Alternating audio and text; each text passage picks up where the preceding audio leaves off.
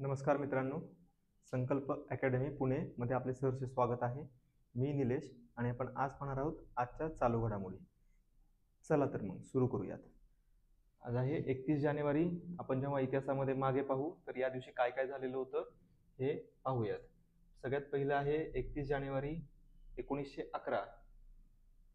1911 या दिवशी स्वातंत्र्यवीर सावरकरांना दुसऱ्यांदा जन्मठेपेची शिक्षा झालेली होती. पूर्ण ब्रिटिश साम्राज्यामध्ये भारतामध्ये जर पाहिलं तर दोनदा जन्मठेपेची शिक्षा झालेले ते एकमेव आहे. स्वातंत्र्यवीर सावरकर यांचं भारताच्या स्वातंत्र्य चळवळीमध्ये अतिशय महत्त्वाचं योगदान आहे. 1883 मध्ये त्यांचा जन्म झालेला आहे, 28 मे 1883 मध्ये. आणि 1900 मध्ये त्यांनी पहिल्यांदा मित्रमेळा नावाची एक संघटना स्थापन केली, ज्याचं नाव 1904 मध्ये अभिनव भारत म्हणून ठेवलेलं आहे. पुढे ते इंग्लंडमध्ये जातात आणि त्यांनी लिटरेचर पण खूप लिहिलेलं आहे. 1857चं स्वातंत्र्य समर हे त्यांचं एक खूप फेमस पुस्तक आहे. त्याचबरोबर 6 सोनेरी पाने हे पुस्तक पण प्रसिद्ध आहे. मराठी भाषेला पण त्यांनी अनेक शब्द दिलेले आहेत. मराठी भाषेवर त्यांचं एक विशेष प्रभुत्व होतं. आणि जर तुम्ही पाहिलं तर हिंदू महासभेचे पण ते अध्यक्ष राहिलेले आहेत 1937 पासून 43 पर्यंत. सो स्वातंत्र्यवीर सावरकरांचं हे अतुलनीय योगदान आहे आणि हे एकमेव आहे ज्यांना दोनदा जन्मठेपेची शिक्षा झालेली आहे आणि काळा पाणीसाठी ते अंदमानमध्ये त्यांना ठेवण्यात आलेलं होतं. जर पॉलिटिकल प्रिझनर बघितलं तर पॉलिटिकल प्रिझनरला अशी शिक्षा दिली जात नाही. ब्रिटिश सरकारने त्यांना एक पॉलिटिकल प्रिझनर म्हणून ट्रीटमेंट दिलेली नाहीये, तर एक विद्रोही ज्यांनी बंड केलेलं, उठाव केलेला आहे राजवटी विरुद्ध, त्या प्रकारची ट्रीटमेंट त्यांना देण्यात आलेली आहे. 31 जानेवारी 1920 मध्ये डॉक्टर बाबासाहेब आंबेडकर यांच्या मूकनायक या पाक्षिकाची सुरुवात झालेली आहे. जे पाक्षिक त्यांनी 1920 साली सुरू केलेलं होतं ते 1923 साली बंद झालं. 1927 साली त्यांनी बहिष्कृत भारत या नवीन पाक्षिकाची सुरुवात केली.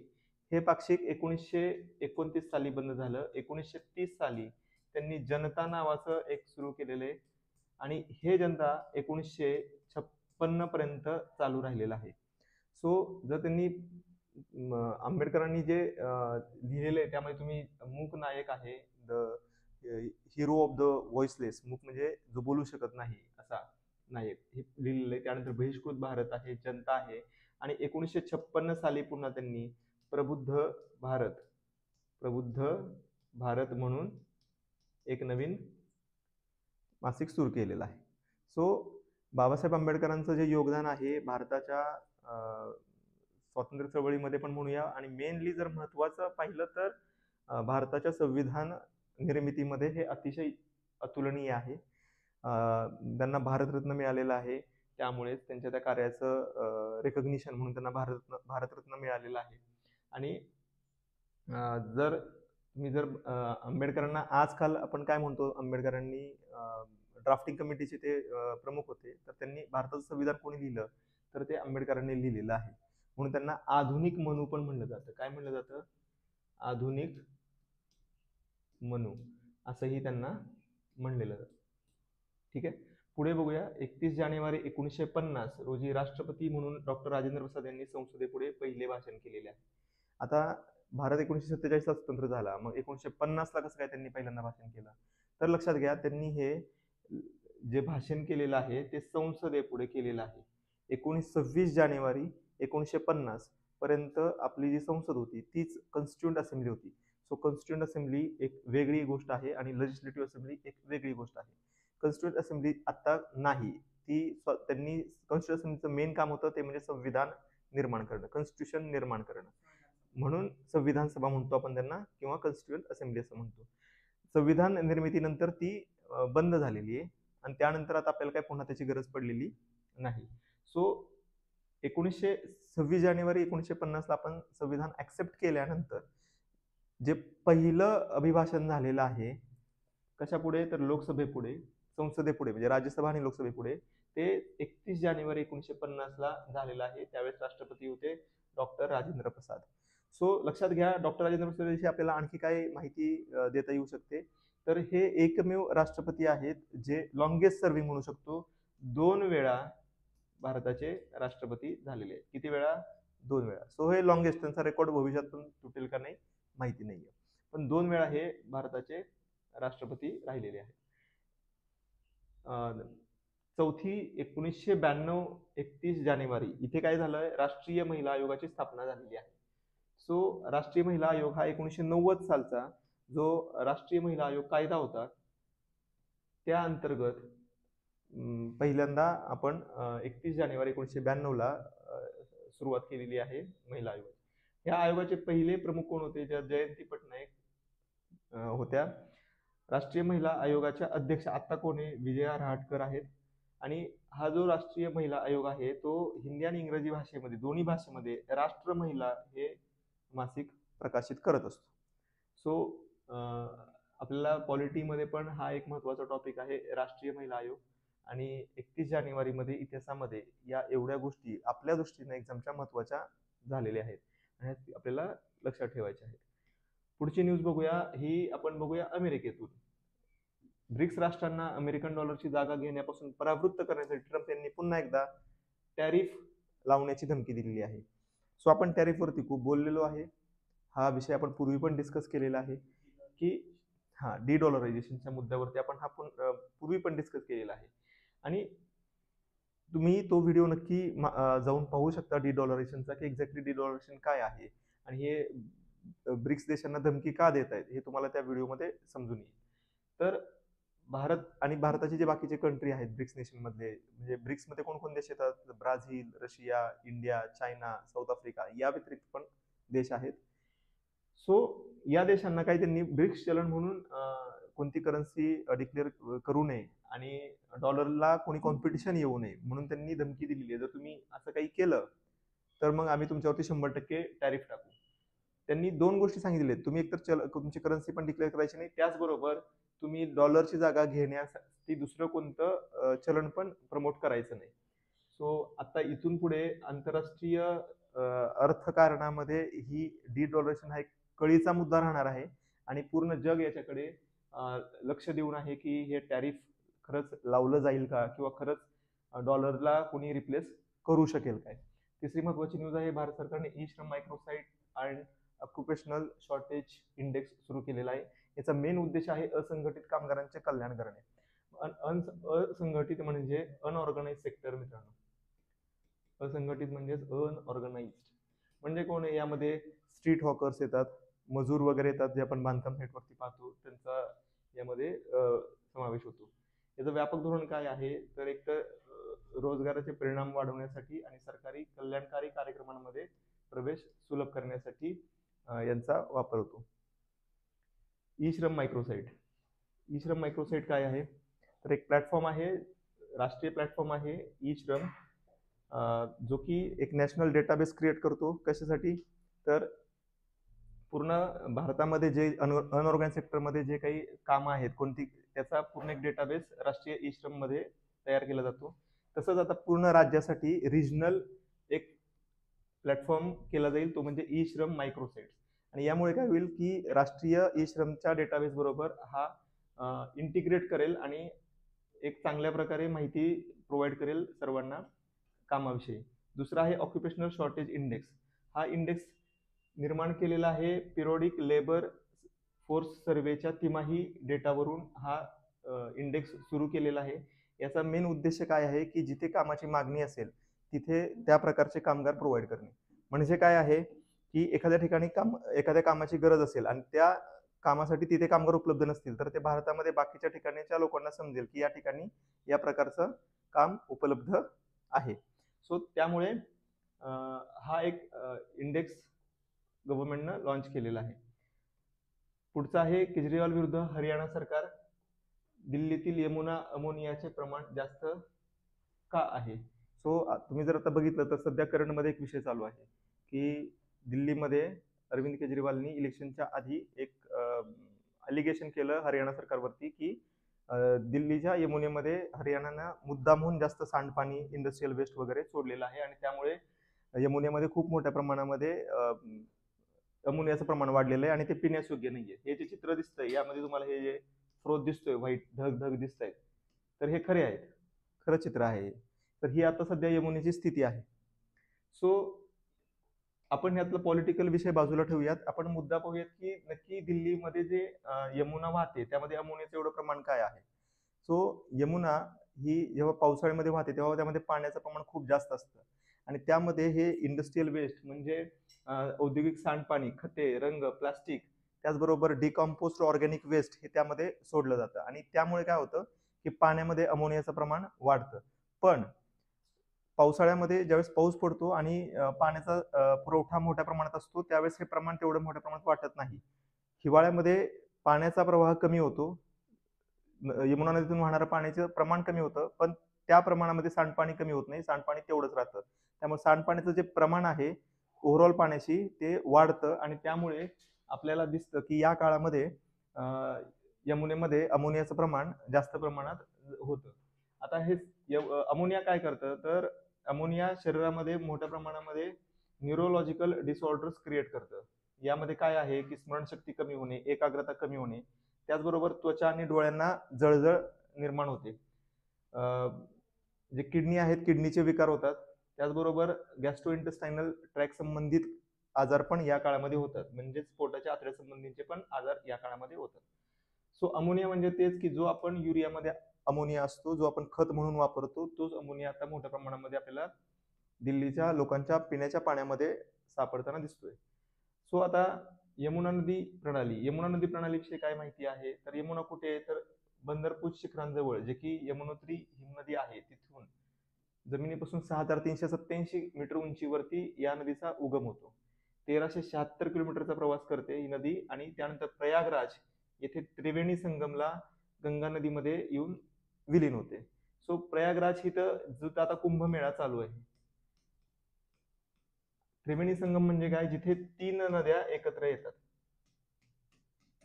येतात तिथे काय होतो, त्रिवेणी संगम होतो. कोणत्या 3 नद्या आहेत तर गंगा, सेकंड आहे यमुना आणि तिसरा आहे सरस्वती. सरस्वती ही नदी तिथे दिसत नाही आपल्याला, ही गुप्त आहे असं मान्यता आहे. या नदीचं एकूण पाणलोट क्षेत्र आहे ते 36,220 किलोमीटरचं आहे मित्रांनो. ही भारतातील सर्वात लांब नदी आहे जी थेट समुद्राला मिळत नाही. म्हणजे सर्वात लांब नदी ज्या नद्या आहेत भारतातल्या ज्या डायरेक्ट समुद्राला मिळत नाही, ते एकतर दुसऱ्या नद्यांना मिळतात किंवा लुप्त पावतात, जसं की वाळवंटामध्ये लुणी नदी लुप्त पावते. त्या प्रकारच्या नद्या, त्या सर्व नद्या जर घेतात ज्या की समुद्राला मिळत नाही, त्यांच्यामध्ये सर्वात मोठी भारतातील कोणती नदी आहे तर ती यमुना नदी आहे. सो यमुना नदी प्रणाली पण सध्या हा विषय चर्चेमध्ये आहे करंटमध्ये, त्यामुळे आपल्याला या रिलेटेड प्रश्न विचारले जाऊ शकतात. तर हे माहिती आपल्याला असली पाहिजे. पुढचं आहे गुजरातने पहिले जैवविविधता वारसा स्थळ घोषित केलेले आहे. तर 2002चा जो जैवविविधता कायदा आहे, बायोलॉजिकल डायव्हर्सिटी ऍक्ट, त्यानुसार 2002 मध्ये त्या ऍक्ट वरती राज्य सरकारांना ही ताकद मिळते की ते असं काही जैवविविधता स्थळ घोषित करू शकतात आणि त्याच अधिकाराचा वापर करून गुजरातने कच्छमधील इनलँड मॅनग्रोव्ह गुनेरी हे पहिले जैवविविधता वारसा स्थळ म्हणून घोषित केलेले आहे. सो ही एक हेरिटेज साईट आहे. वारसा स्थळ म्हणजे काय, हेरिटेज साईट. आता काय आहे विशेष या गुनेरीमध्ये तर मॅनग्रोव्ह जे असतात ते जनरली समुद्राच्या किनारी आपल्याला सापडतात, पण हे जे गुनेरी आहे हे समुद्र अरबी समुद्रापासून 45 किलोमीटर आतमध्ये आहे, इंग्लंड मध्ये आहे आणि त्यामुळे इथे जर आपण बघितलं तर या मॅनग्रोव्ह मध्ये भरती ओहोटीचं पाणी येत नाही. भरती आणि ओहोटीने जे पाणी येतं ते पाणी या मॅनग्रोव्ह जवळ येत नाही. सो हे एक याचं वैशिष्ट्य आहे. पुढचं आहे घरगुती वापर खर्च सर्वेक्षण, हाऊसहोल्ड कन्झम्पशन एक्सपेंडिचर सर्वे.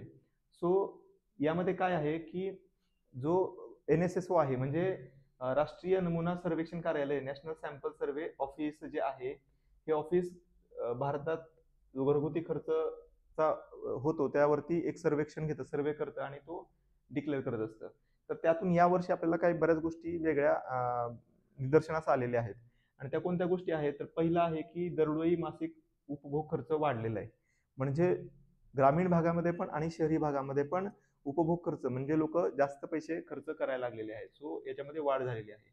दुसरा आहे अन्नापासून अन्यत्र खर्च वाढलेला आहे. म्हणजे काय, मेनली माणूस एका ठराविक लिमिट पर्यंत अन्नावरती खर्च करू शकतो.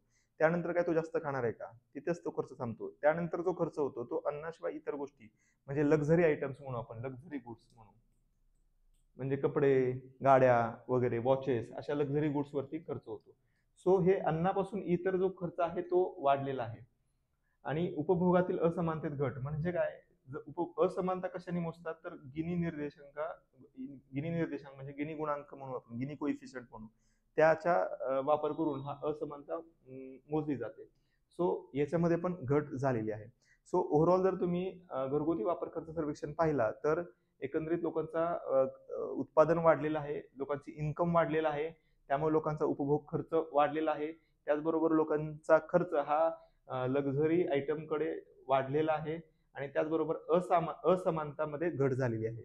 आता यामध्ये एक ऑब्झर्वेशन आहे, जर खर्च किती वाढलेला आहे तर ग्रामीण भागामध्ये हा 46% खर्च वाढलेला आहे. मागच्या 5-10 वर्षामध्ये ग्रामीण भागामध्ये जो खर्च वाढलेला आहे तो 46% वाढलेला आहे. आणि असमानतेत जी घट आहे ती ग्रामीण भागामध्ये असमानतेत घट झालेली जास्त मोठ्या प्रमाणात दिसून येते. शहरी भागामध्ये तेवढ्या मोठ्या प्रमाणात असमानतेत घट झालेली नाहीये. सो याच्यामध्ये आता ह्या सर्व कारणामध्ये खर्च जो वाढलेला आहे, उपभोग खर्च जो आहे, घरगुती वापर खर्च आहे तो जो वाढलेला आहे त्याच्या मागे 2 मेन रिझन आहेत. पहिला आहे ते म्हणजे इन्फ्लेशन म्हणजे महागाई. सो महागाईमुळं खर्च वाढलेला आहे आणि यामुळे काय होतं की एखादी वस्तू जर महाग झाली तर ऑटोमॅटिकली तुमचा त्या गोष्टीवर सेम गोष्टीवरती होणारा खर्च वाढणार आहे. आणि दुसरी कोणती गोष्ट आहे तर ती म्हणजे उत्पन्न वाढलेलं आहे. तर या 2 गोष्टींमुळे काय झालेलं आहे की लोकांचा घरगुती वापरावरती खर्च वाढलेला आहे. सो पुढची गोष्ट बघूया आपण की भारतात सूक्ष्म सिंचन मायक्रो इरिगेशनचा अवलंब. सो मायक्रो इरिगेशन म्हणजे काय मित्रांनो, तर ड्रीप इरिगेशन वगैरे जे आहे त्याला आपण मायक्रो इरिगेशन म्हणतो. ड्रीप असेल, स्प्रिंकलर असेल त्याला आपण मायक्रो इरिगेशन म्हणतो. सो भारतामध्ये जे पाण्याचं संकट आलेलं आहे त्या संकटाचा सामना करण्यासाठी प्रधानमंत्री कृषी सिंचन योजना सुरू करण्यात आली आहे. आणि भारताने पहिल्यापासूनच की पाण्याचा वापर योग्य व्हावा म्हणून ड्रीप इरिगेशनला सपोर्ट केलेला आहे. आता पण तुम्ही महाराष्ट्रामध्ये बघा, तुम्हाला ड्रीप इरिगेशन किंवा या मायक्रो इरिगेशनच्या टेक्निक वापरायचे असेल तर सरकार अनुदान देतं किंवा सबसिडी देतं, कन्सेशन देतं. सो हे कशासाठी तर लक्षात घ्या की आपल्या भारतामध्ये 12माही नद्या खूप मोठ्या प्रमाणामध्ये नाही आहेत आणि त्यामुळे ज्यावेळेस तुम्हाला पीक करायचं असतं तेव्हा मोठ्या प्रमाणामध्ये ग्राउंड वॉटरचा वापर केला जातो आणि त्यामुळे ग्राउंड वॉटरची जी टेबल आहे ती खाली गेलेली आहे. तुम्ही जर आता जे तुम्ही बघितलं की नॉर्थ इंडियामध्ये आपण किसान मुवमेंट बघतो, किसान आंदोलन बघतो, MSP साठी होणारे गोंधळ बघतो आणि या सगळ्या गोष्टींमध्ये आपल्याला एक गोष्ट जाणून येते की या सर्वांच्या मुळाशी कुठेतरी पाण्याचं अयोग्य नियोजन आणि ग्रीन रिव्होल्यूशन नंतर मोठ्या प्रमाणामध्ये जे वॉटर इंटेन्सिव्ह क्रॉप म्हणजेच भात म्हणजे तांदूळ वगैरे प्रमोट करण्यात आला आणि त्यामुळे काय झालं, मोठ्या प्रमाणामध्ये ग्राउंड वॉटरचं आपण उपसा केला आणि त्यामुळे पाण्याची पातळी खाली गेलेली. याचे बरेच हेल्थ हजार्ड सुद्धा आहेत मित्रांनो. आणि यासाठी भारतामध्ये मोठ्या प्रमाणामध्ये सूक्ष्म सिंचनाची प्रमोशन गव्हर्नमेंटने केलेले, लोकांमध्ये अवेअरनेस क्रिएट करण्याचं काम केलेलं आहे. तरी सुद्धा जर तुम्ही पाहिलं तर उत्तराखंड, उत्तर प्रदेश, हरियाणा आणि पंजाब या भागामध्ये कोणत्याही प्रमाणामध्ये फारसा वापर वाढलेला नाहीये. तिथे अजूनही जुन्या पद्धतीनं म्हणजे पाटा पद्धतीनं पाणी दिलं जातं. आता जर आपण आताची सध्याची परिस्थिती पाहिली तर कर्नाटक हा 1 नंबरला आहे. 22% शेती ही सूक्ष्म म्हणजे मायक्रो इरिगेशन वरती होते. त्यानंतर महाराष्ट्र आहे, इथे 11% जमीन ही मायक्रो इरिगेशन अंडर आहे. मध्य प्रदेश आणि पंजाब इथे हे प्रमाण किंवा ही प्रगती फारशी दिसून येत नाही. राजस्थानमध्ये 11% शेती ही मायक्रो इरिगेशन मध्ये होते. राजस्थानमध्ये पाण्याची कमतरता असल्यामुळे तिथे मायक्रो इरिगेशन प्रमोट करणं हे कंपल्सरी आहे मित्रांनो. आता पंजाब, उत्तर प्रदेश इथे जे मोठ्या प्रमाणामध्ये लोकांनी करायला पाहिजे मायक्रो इरिगेशनचा वापर, पण तो केला जात नाही आणि हे एक दुःखद दृश्य आहे भारतासाठी, कारण हे लॉंग टर्म सस्टेनेबल ऍग्रिकल्चरच्या तत्वाच्या विरोधात आहे. आता आपण इथे बघूया मिलेट, बाजरी म्हणजेच मिलेट. आता तुम्ही जर 1 किलो तांदूळ तुम्हाला पिकवायचा असेल तर 649 लिटर पाणी लागतं आणि ते जर बाजरी करायची असेल तर तुम्हाला फक्त 5 लिटर पाणी लागतं. पण जर तुम्ही बघितलं पंजाब, उत्तर प्रदेशचा वेस्टर्न पार्ट इथं मोठ्या प्रमाणामध्ये तांदूळ पिकवला जातो आणि त्याला तुम्ही MSP पण दिलं पाहिजे म्हणून फोर्स केला जातो. पण तेच जर तिथला काही लोकांनी जर का क्रॉप डायव्हर्सिफिकेशन केलं, पूर्ण नाही पण काही जमिनीवरती जर त्यांनी बाजरीसारखी पिकं घेतली तर मोठ्या प्रमाणावरती ग्राउंड वॉटर जे आहे त्याची पातळी सुधारेल आणि त्या पातळी सुधारल्यामुळे काय होईल, पाण्याची जी टंचाई आहे, पिण्याच्या पाण्याचा जो प्रॉब्लेम आहे, जसं आपण आता वरतीच बघितलं यमुनेचा जो प्रॉब्लेम आहे, तर पाण्याचा जो प्रॉब्लेम आहे तो कमी होईल, पिण्याच्या पाण्याचा पण प्रॉब्लेम कमी होईल. जसं इथे बघा, जर शेतकऱ्यांनी 10% सिंचनाखालील भात शेती बाजरीच्या पिकात रूपांतरित केली तर उत्तर प्रदेश हा एकटं राज्य आहे ते 993 दशलक्ष घनमीटर भूजलाची बचत करू शकतो. हे खूप जास्त आहे मित्रांनो, 993 दशलक्ष घनमीटर एवढं बचत करू शकतो. सो राजकारण आणि बाकीच्या गोष्टी बाजूला ठेवून पंजाब, हरियाणा, उत्तर प्रदेशच्या शेतकऱ्यांना हे समजलं पाहिजे, सोनर ऑर लेटर त्यांना मायक्रो इरिगेशनकडे वळावं लागणार आहे. आणि ते जर नाही वळलं आणि जर त्यांनी फक्त भात आणि भातच केलं तर हे लॉंग टर्म ऍग्रिकल्चरसाठी त्यांच्या हितावह नाहीये. पुढची न्यूज आहे facts from address of the president Draupadi Murmu. So आता बजेट सेशन स्टार्ट होणार आहे आणि त्या सेशनच्या पूर्वसंध्येला राष्ट्रपती लोकसभा आणि राज्यसभा म्हणजे संसदेपुढे एक अभिभाषण देतो आणि त्या अभिभाषणामध्ये काही महत्वाच्या फॅक्ट्स त्यांनी मेन्शन केलेले आहेत आणि त्या फॅक्ट्स आपल्यासाठी महत्वाच्या आहेत. त्यांनी एक गोष्ट मेन्शन केली की भारतात जगातील तिसरे सर्वात मोठे मेट्रो नेटवर्क आहे. सो भारत हा जगात मेट्रो नेटवर्कच्या बाबतीत तिसऱ्या क्रमांकाला आहे. सध्या भारतामध्ये 1000 किलोमीटर पेक्षा जास्त लांबीचं मेट्रो नेटवर्क आहे. सो एक नंबरला मेट्रो कोणाचे आहे तर चायनामध्ये सर्वात जास्त मेट्रो नेटवर्क आहे, दुसऱ्या नंबरला USA आहे, तिसऱ्या नंबरला इंडिया आहे, चौथ्या नंबरला जपान आहे. भारताने जपानला 2022 मध्ये क्रॉस करून तिसरा नंबर घेतलेला आहे आणि 5व्या नंबरला साऊथ कोरिया आहे. सो सो या प्रकारे मेट्रो नेटवर्क आहे. हे 5 देश तुम्हाला दिसून येतात. आता जर तुम्ही बघितलं की किती वाहतूक होते तर मेट्रोमधून दर दिवशी अराउंड 1 करोड लोक प्रवास करत असतात. सो यावरून आपल्याला समजून येईल की मेट्रो किती महत्वाची आहे इकॉनॉमीसाठी, स्पेशली अर्बन सेंटर्स मध्ये जे ट्रॅव्हल आहे, इंटरसिटी ट्रॅव्हल आहे, त्यासाठी मेट्रो खूप महत्वाची आहे. पुढचे फॅक्ट्स आले की भारताकडे जगातील चौथे सर्वात मोठे रेल्वे नेटवर्क आहे. सो मग पहिले 3 कोणते आहेत तर एक नंबरला आहे युनायटेड स्टेट्स ऑफ अमेरिका, दुसऱ्या नंबरला आहे चायना, तिसऱ्या नंबरला आहे रशिया, चौथ्या नंबरला आहे इंडिया आणि 5व्या नंबरला आहे कॅनडा.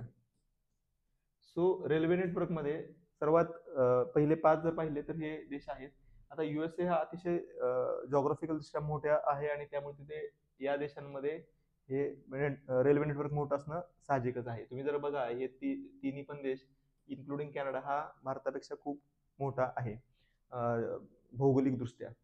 तिसरी फॅक्ट आहे की चिनाब नदीवरती जगातील सर्वात उंच रेल्वे पूल बांधण्यात आलेला आहे. म्हणजे जर जगातील सर्वात उंच रेल्वे पूल कुठे असेल तर तो भारतामध्ये आहे, चिनाब नदीवर आहे. आपण 2 दिवसापूर्वी जे इंडस वॉटर ट्रिटीचं पाहिलं होतं, डिस्कशन केलं होतं, त्यामध्ये आपण पाहिलं की चिनाब नदी ही सिंधू नदीची उपनदी आहे आणि सिंधू नदी, चिनाब आणि झेलम या नद्यांचं पाणी हे इंडस वॉटर ट्रीटीनुसार पाकिस्तानला प्राप्त होतं. सो या नदीवरती जगातील सर्वात उंच पूल आहे तो बांधण्यात आलेला आहे. सो मित्रांनो, आजचे आपण करंट अफेअर इथेच थांबूयात.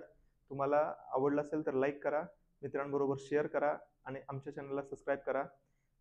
हे असेच व्हिडिओ पाहण्यासाठी आम्हाला सपोर्ट करा. तुमचे काही सजेशन असतील तर व्हिडिओच्या खाली कमेंट बॉक्समध्ये सजेशन्स द्या, आम्ही त्या नक्की इम्प्लिमेंट करू. धन्यवाद.